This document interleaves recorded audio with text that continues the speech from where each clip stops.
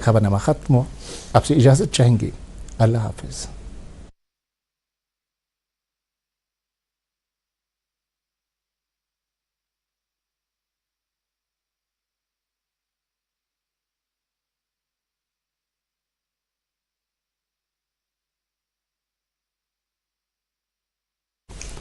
ناظرین آداب، پیش ہے قوت سماعت سے محروم افراد کے لیے آج کا خصوصی خبرنامہ. وزیر اعظم نریندر مودی آج اردن، ایتھوپیا اور عمان کے 3 ملکوں کے دورے پر روانہ ہوئے ہیں. اپنے دورے کے پہلے مرحلے میں نریندر مودی شاہ عبداللہ دوم ابن الحسین کی دعوت پر اردن جا رہے ہیں. اپنی روانگی کے بیان میں وزیر اعظم نے کہا کہ وہ شاہ عبداللہ اور اردن کے وزیر اعظم جعفر حسن سے تفصیلی بات چیت کریں گے. اس مہینے کی 16 تاریخ کو نریندر مودی ایتھوپیا روانہ ہو جائیں گے، جو اس ملک کا ان کا پہلا دورہ ہوگا. دورے کے دوران وزیر اعظم ایتھوپیا کے اپنے ہم منصب سے ملاقات کریں گے اور بھارت ایتھوپیا دو طرفہ تعلقات کے سبھی پہلوؤں پر وسیع بات چیت کریں گے. وزیر اعظم اپنے دورے کے تیسرے اور آخری مرحلے میں مسقط عمان پہنچیں گے اور وہاں سلطان ہیتھام بن طارق سے ملاقات کریں گے. نریندر مودی عمان میں متحرک بھارتی کمیونٹی سے بھی ملاقات کریں گے. اس دورے سے بھارت اور عمان کے درمیان سفارتی تعلقات کے قیام کے 70 سال مکمل ہوں گے. وزیر اعظم عمان میں مقیم بھارتیوں کے ایک اجتماع سے بھی خطاب کریں گے. لیفٹیننٹ گورنر منوج سنہا نے کل لوک بھون سری نگر میں یونیورسٹی آف کشمیر کی 84ویں یونیورسٹی کونسل کی میٹنگ کی صدارت کی. ایل جی، جو یونیورسٹی کے چانسلر بھی ہیں، نے اس بات پر زور دیا کہ یونیورسٹی کو اختراع، روزگار اور انٹرپرینیورشپ پر توجہ مرکوز کرنی چاہیے.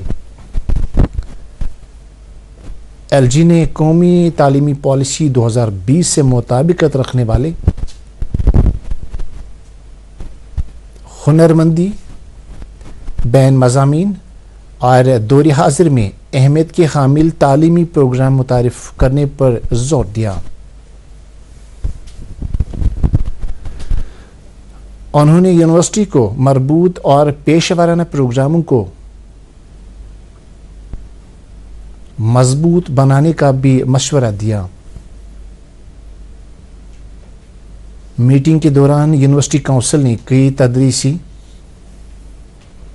اور انتظامی ایجنٹوں کو منظوری دی.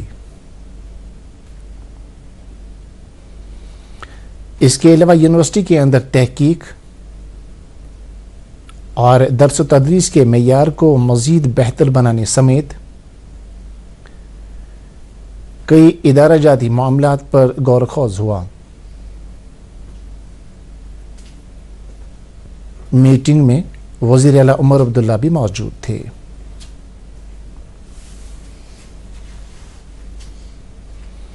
Chief justice of India justice Surya Kant نے کہا کہ ٹیکنالوجی کو انسانی فہم و فراست کو مضبوط بنانا چاہیے، نہ کہ اس کی جگہ لینا۔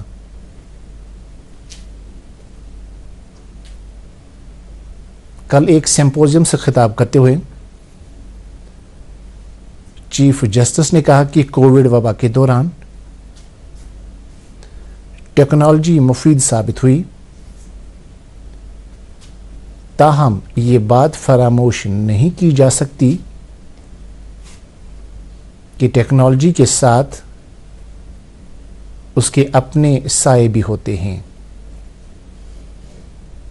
چیف جسٹس نے مزید کہا کہ ایسی اصلاح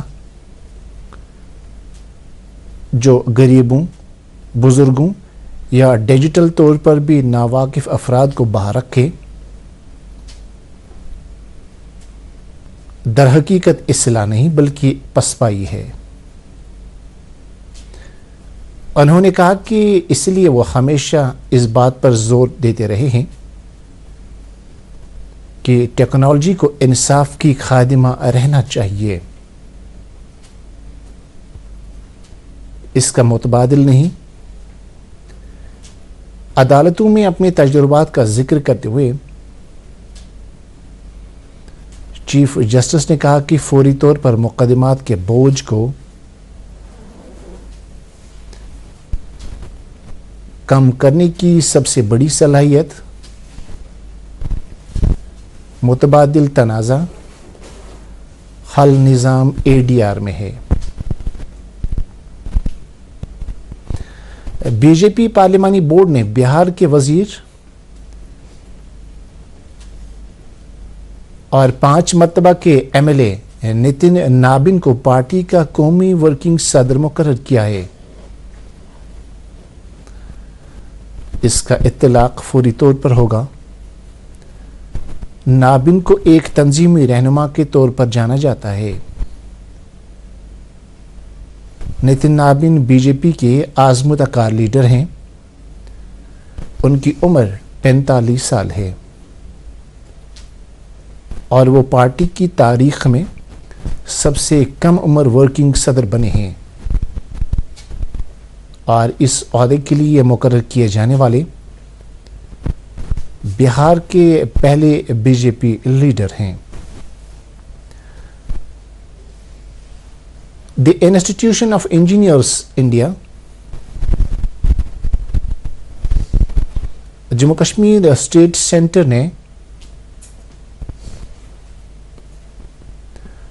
نیشنل انرجی کنزرویشن ڈے کی مناسبت سے کل ایک تکنیکی سیمینار کا اہتمام کیا۔ Save energy sustain the future موضوع کے تحت منعقدہ اس سیمینار میں کارپوریٹ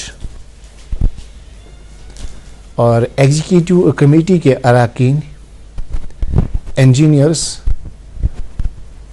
ماہرین تعلیم اور طلباء نے ترقی کو رفتار کو برقرار رکھتے ہوئے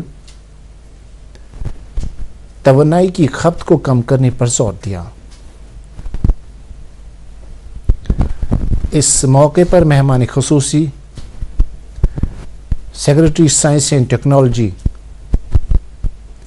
ڈاکٹر شاہد اقبال چودھری نے بیداری کو عملی کارروائی میں